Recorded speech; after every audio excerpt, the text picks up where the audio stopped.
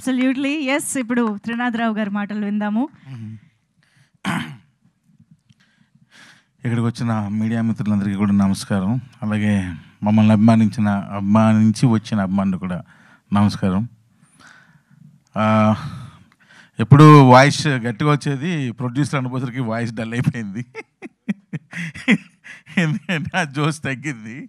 అంటే తెలియదే ఉన్నాయి, సినిమా రిలీజ్ ముందు టెన్షన్స్ అన్నీ ఒకదాని తర్వాత ఒకటి నెత్తిమే పడుతూనే ఉన్నాయి.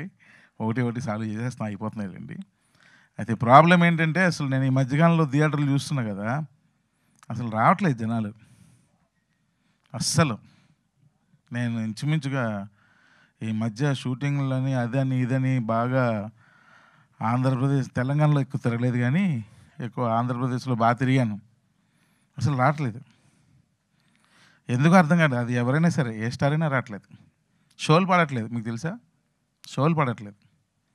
సెకండ్ షోలు అయితే మ్యాక్సిమం తీసేశారు, క్యాన్సిల్, ఏం లేవు. ఫస్ట్ షోలు పర్వాలేదు వేస్తున్నారు. అసలు దారుణంగా ఉంది సినిమాల పరిస్థితి. నేను అంటే ఇది ఏదో చెప్పడం కదా, నేను స్వయంగా నా కళ్ళతో చూసా, వెళ్ళి థియేటర్కి వెళ్ళి. అంత దారుణంగా ఉంది సినిమా పరిస్థితి.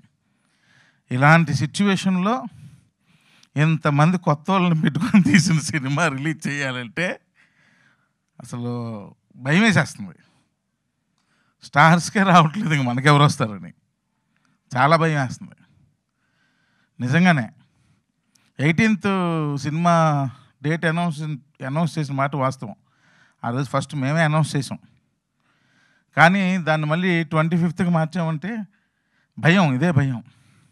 క్రికెట్ మ్యాచ్లు బాగా చూస్తున్నారు, సాయంత్రం అయితే ఎక్కువ క్రికెట్ మ్యాచ్లు చూస్తున్నారు బాగా. అంటే ఇది నిజాలండి, అబద్ధాలు కాదు. సో అందువల్ల థియేటర్కి, అంటే ఒక్క క్రికెట్ మ్యాచ్ అని చెప్పను, కానీ మరి ఎందుకు థియేటర్స్కి రావట్లేదు జనాలు? మరి మనం వాళ్ళని అట్రాక్ట్ చేయలేకపోతున్నామా ఆడియన్స్ని? ఏంటో అర్థం కావట్లేదు. ఈ లాజిక్ ఏంటో అర్థం కావట్లేదు, రీజన్ ఏంటో అర్థం కావట్లేదు. సో 18th అని 25th మార్చమంటే ఇది భయం ఒకటి. రెండోది, ఆ రోజు ఇంచుమించుగా 4-5 సినిమాలు అనౌన్స్ చేశారు వెంటనే, 6 మూవీస్. పైగా వాళ్ళ పబ్లిసిటీ అది చాలా ఎక్కువ ఖర్చు పెడుతున్నారు. నా దగ్గర అంత డబ్బు లేదు, అయిపోయింది మొత్తం. అంత డబ్బు ఖర్చు పెట్టలేను.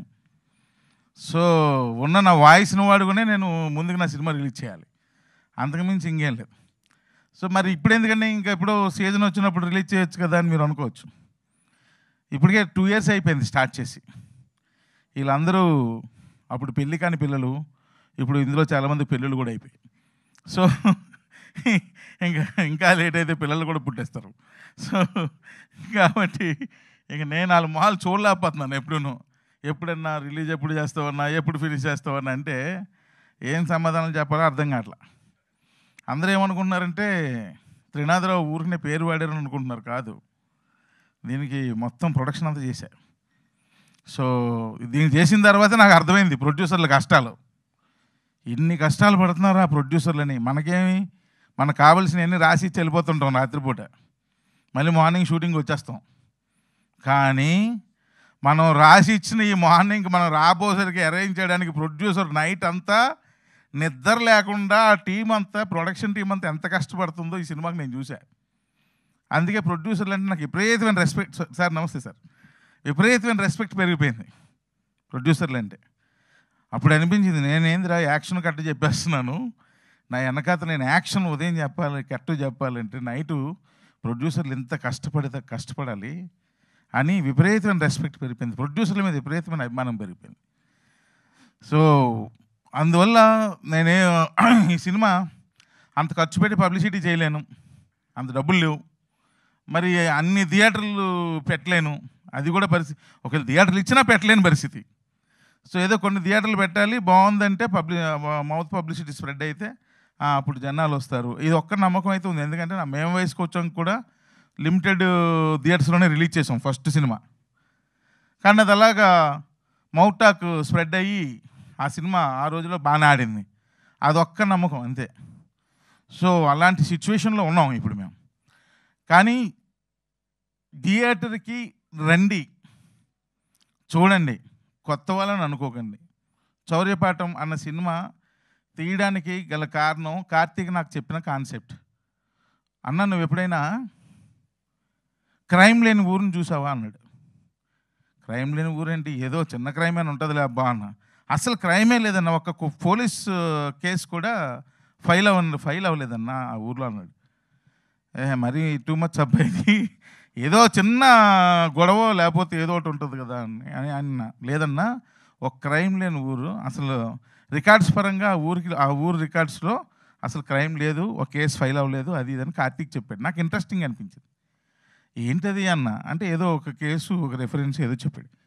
నిజంగా నాకు కార్తీక్ అంటే నిజం అన్నా, దాన్ని బేస్ చేసుకుని ఒక సినిమా చేద్దామన్నా అన్నాడు. చాలామంది చౌర్యపాఠం అంటే ఇందులో ఏంటి డిఫరెంట్ దొంగతనాలు చేయడానికి ట్రిక్స్ అయిన నేర్పుతారా, అది ఇదని 100 డౌట్లు. కానీ కాదు, వాడి అవసరం వాడి దొంగతనం వైపు దారి చూపిస్తుంది. చేసే ప్రాసెస్లో వాడు ఒక పాఠం నేర్చుకుంటాడు, అది చౌర్యపాఠం. అంతేగాని దొంగతనం చేయడానికి ట్రిక్లు ఏవో రకరకాలు రాస్తున్నారు, కాదు అవి కాదు. సో అలా కార్తీక్ నన్ను మోటివేట్ చేశాడు. నాకు ఎందుకు అనిపించిందంటే, ఇందులో ఒక టర్నల్ తవ్వి ఆ టర్నల్ ద్వారా ఇంకో దగ్గరికి వెళ్తే వాళ్ళు వెళ్ళే ప్రాసెస్లో అడ్డంకులు ఇవన్నీ సినిమా కదా. ఇది కొంచెం టెక్నికల్గా నన్ను కొంచెం ఇంప్రెస్ చేసింది. అదే ఎలా చేస్తారు ఈ టర్నల్స్ తవ్వి, మనుషులు అందులోకి వెళ్ళి, కెమెరాలు అందులోకి వెళ్ళి, ఇది ఎలా హౌ అని చెప్పి అంటే మా నాగేంద్ర ఆర్ట్ డైరెక్టర్, కార్తీక్, నేను, నిఖిల్ కూర్చొని అవన్నీ డిజైన్స్ అన్నీ ప్లాన్ చేస్తుంటే, అంటే నేను జనరల్గా ఎంటర్టైన్మెంట్ సినిమాలు చేస్తుంటాను, బట్ ఈ కైండ్ ఆఫ్ మూవీ నన్ను కొంచెం అట్రాక్ట్ చేసింది. అరే భలే ఉంది, ఇంట్రెస్టింగ్గా ఉంది, కానీ ఇవన్నీ మనం అనుకున్న బడ్జెట్లో అవుద్దా కార్తీక్ అంటే, లేదన్నా నేను చేస్తాను, నీకు ఎందుకు, నన్ను నమ్మన్నాడు. సరే అని చెప్పి నమ్మి, నాకు ప్రొడక్షన్లో ఫస్ట్ ప్రోడక్ట్ ఇలాంటిది ఇంట్రెస్టింగ్ దానిలో చేద్దాం అన్నది నాకు అనిపించింది. అట్ ద సేమ్ టైం దాని తర్వాత దానికి అద్భుతమైన లవ్ స్టోరీని రాశాడు నిఖిల్. చాలా బాగా రాశాడు లవ్ స్టోరీని. అంటే మరీ టర్నల్ మీద వెళ్ళకుండా కొంచెం ఒక లవ్ స్టోరీ కూడా యాడ్ అయితే బాగుంటుందంటే అద్భుతంగా రాశాడు. సో సాంగ్స్ ఎక్సలెంట్గా ఇచ్చాడు దేవ్జాన్, బ్రహ్మాండంగా ఎక్సలెంట్. మీరు సాంగ్స్ చూస్తే ఎక్కడ విజువల్స్ చిన్న సినిమా విజువల్స్ లాగా ఉండవు, చాలా కష్టపడ్డారు వీళ్ళు. హీరో, హీరోయిన్, కెమెరామ్యాన్, కొరియోగ్రాఫర్, వీళ్ళందరూ అక్కడ అసలు 0 లెవెల్ ఆక్సిజన్ ఆ షూట్ చేసిన దగ్గర. అసలు నేనైతే వచ్చేమన్నా, వద్దులే అంత కష్టం వచ్చాయన్న, అప్పటికే పడిపోయారు, ఇద్దరు డాన్సర్లు పడిపోయారు నాకు ఫోన్లు. అయినా సరే కష్టపడి చేశారు, ఎందుకంటే ది బెస్ట్ విజువల్స్ ఇవ్వాలి అన్న ఉద్దేశంతో. అయితే ఈ సినిమా ఎందుకు చూడాలి అంటే, ఇది ఒక డార్క్ కామెడీ ఫిల్మ్. ఈ dark comedy film and at the same time చూడగానే చిన్న టెక్నికల్గా చిన్న ఇంట్రెస్టింగ్ ఉంటుంది. ఇందులో ఇంచుమించు 14 సెట్లు వేసాం.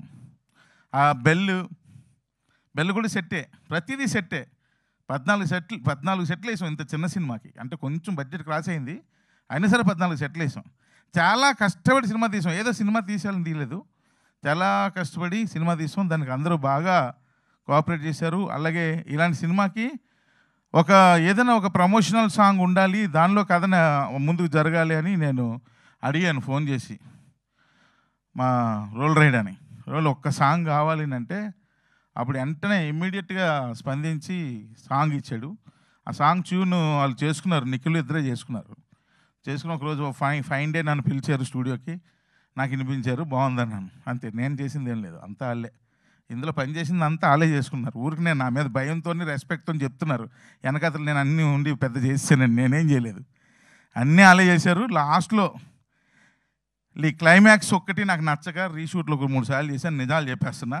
ఎడిటింగ్లో కూర్చున్నాను, and at the same time రికార్డింగ్లో లాస్ట్లో ఒక 5 days కూర్చున్నాను. రికార్డింగ్లో కూర్చొని కొంచెం హై చేద్దామన్న ఉద్దేశంతో నేను కూడా కోరస్లో పాడాను అనుకోండి. దాని తర్వాత మెయిన్ ఏంటంటే సార్, ఈ సినిమా చాలామంది మెయిన్ డిస్ట్రిబ్యూటర్లకు అందరికీ చూపించాం. అందరూ పొగిడిన ఏకైక వ్యక్తి ఎవరు ఉన్నారంటే దేవ్జాన్నే పొగిడారు. ఎందుకంటే రికార్డింగ్ చాలా బాగా చేశాడు అండి మ్యూజిక్ డైరెక్టర్, ఎవరండి అయినా అని నన్ను అందరూ అడిగారు. So Devjan, thank you very much, super background score ఇచ్చావు అండ్ మంచి మెలోడీస్ కూడా ఇచ్చాడు, సూపర్ మెలోడీస్. సో అందుకే వన్స్ అగైన్ త్రూ మీడియా ద్వారా నేను అందరినీ రిక్వెస్ట్ చేస్తున్నాను. సో నేనైతే వైరల్ కంటెంట్ ఇచ్చి డిపెండ్ అవుదాం అనుకోవట్లేదు ఈ సినిమా ఓపెనింగ్స్ కోసం. మిమ్మల్ని అందరినీ రెస్పెక్ట్గా చేతులెత్తి నమస్కరించి అడుగుదామని అనుకుంటున్నాను. ఈ సినిమాకి రండి, థియేటర్కి రండి, చూడండి, సినిమాని చూడండి, మీకు నచ్చితే చెప్పండి లేదా వదిలేయండి అంతే. కానీ థియేటర్స్కి నా సినిమానే కాదు ఏ సినిమాకి థియేటర్కి రావట్లేదు. సో దయచేసి అలా అయితే మేము ఎలా బతకాలబ్బా? మీరు సినిమా చూస్తేనే కదా మేము సినిమాలు తీయగలం. మేము సినిమాలు తీస్తేనే కదా ఇక్కడ మా వర్కర్స్ అందరం బతకగలం. చాలామంది నన్ను అంటుంటారు, మెడలో ఎందుకండి రెడ్ కర్చీఫ్ వేసుకొని షూటింగ్లు చేస్తుంటారని. నేను కూడా ఒక కార్మికుల్లా ఫీల్ అవుతాను. నాకు అన్నం ఇక్కడే దొరుకుతుంది, ఇక్కడే అన్నం పెడుతున్నారు అని ఫీల్ అవుతాను. మీరు సినిమాలు చూడకపోతే, సినిమాలు తీసే వాళ్ళు తగ్గిపోతే ఇంకా నేను కార్మికులు ఎలా ఫీల్ అవ్వగలను? నా కడుపు ఎలా నిండుతుంది? నాకు అన్నం ఎవరు పెడతారు? నాలాంటి వాళ్ళు ఎంతోమంది కుటుంబాలకి అన్నాలు ఎవరు పెడతారు? వాళ్ళ కడుపులు ఎలా నిండుతాయి? సో కాబట్టి నేను నా సినిమాని కాదు, దయచేసి సినిమాలకు రండి. సమ్మర్ సినిమాలు బ్రహ్మాండంగా ఏసీలు ఉన్నాయి, అన్ని థియేటర్లు అద్భుతంగా ఉన్నాయి. ఏసీలో కూర్చోండి, ఆ సౌండ్ సిస్టంలో సినిమాని చూడండి, ఎంజాయ్ చేయండి. సినిమా కూడా one part of the entertainment in your life. Don't forget that. So 25th all theatres, అంటే మాకు శక్తి ఉన్నంత వరకు ఉన్న థియేటర్స్లో 25th గ్రాండ్గా రిలీజ్ అవుతుంది. సినిమా పేరు శౌర్యపాఠం. మీరు అందరూ ఫ్యామిలీస్తో రండి, హ్యాపీగా చూడండి. సెన్సార్ కూడా అయిపోయింది. యూబై ఎంకరేజ్ చేస్తారని, వీళ్ళందరికీ ఒక మంచి ఫ్యూచర్ ఇస్తారని చాలా కష్టపడ్డాడు మా ఇంద్ర. తన హీరో అన్న మాటే కానీ ఈ సినిమాకి ఒక విధంగా చెప్పాలంటే ఈజ్ ఆల్సో ప్రొడ్యూసర్. ఈ సినిమాకి డే అండ్ నైట్ కష్టపడ్డాడు చాలా. అంటే ఇది ఇట్స్ నాట్ ఏ జోక్ అనమాట. నాతో పాటు కూర్చుండేవాడు, రాత్రి 1-2 వరకు కూర్చుండేవాళ్ళం. అంటే మార్నింగ్ మళ్ళీ షూట్కి నేనే ఒక్కొక్కసారి నువ్వు వెళ్ళిపోలే నేను చూసుకుంటాను పంపించేవాడిని. అంటే తన స్క్రీన్ మీద కనిపించాలి కదా, ఫేస్ డల్ అయిపోద్దేమో అని భయంతో వద్దున వెళ్ళి నేను చూసుకుంటా అని చెప్పి చూసుకునేవాడిని. అలాగే నా ప్రొడక్షన్ టీం, మా తమ్ముడు సురేష్, అలాగే చందు, వీళ్ళందరూ డే అండ్ నైట్ వర్క్ చేశారు. వాళ్ళే చూసుకున్నారు మ్యాక్సిమం ప్రొడక్షన్ అంతా. అండ్ హీరోయిన్ ఈ అమ్మాయి కూడా చాలా బాగా చేసింది, ఎక్సలెంట్గా ఉంది సినిమాలో. అండ్ వాళ్ళు నాకేంటంటే ఈ సినిమాలో మనోడిది ఒక కైండ్ ఆఫ్ రైటింగ్, ఒక డిఫరెంట్ రైటింగ్ స్టైల్ అయింది. అది బాగుంటుంది. ఒక అంటే రెగ్యులర్ రైటింగ్ స్టైల్ ఉండదు అయింది. సో చాలా బాగా రాశాడు నిఖిల్. సో ఆయనకు రాసినట్టుగానే వీళ్ళిద్దరూ ఎక్సలెంట్గా, వాళ్ళిద్దరి మధ్య కెమిస్ట్రీ బాగా వర్కౌట్ అయింది, బాగా చేశారు. అలాగే యాక్ట్ చేసిన ఆర్టిస్టులు కూడా, మ్యాడీ ఎరక్కొట్టాడు, తను ఇంకా ఉన్నారు, ఈరోజు ఇక్కడికి రాలేదు కానీ ఇంకా ఆర్టిస్టులు ఉన్నారు. సో వాళ్ళందరికీ బ్లెస్సింగ్స్ ఇవ్వండి. సినిమాని చూడండి. మా సినిమానే కాదు, సినిమాలు చూడండి థియేటర్కి వెళ్ళి. ఎస్పెషల్లీ 25th శౌర్యపాఠం చూడండి. సో చూస్తారని మనస్ఫూర్తిగా కోరుకుంటూ సెలవు తీసుకుంటున్నాను. Thank you very much. Thank you sir, thank you so much. ఎప్పుడు తమ్ముళ్ళు అంటూ ఫుల్ పంచులతో వచ్చే త్రినాథరావు గారిని ఇంత ఎమోషనల్గా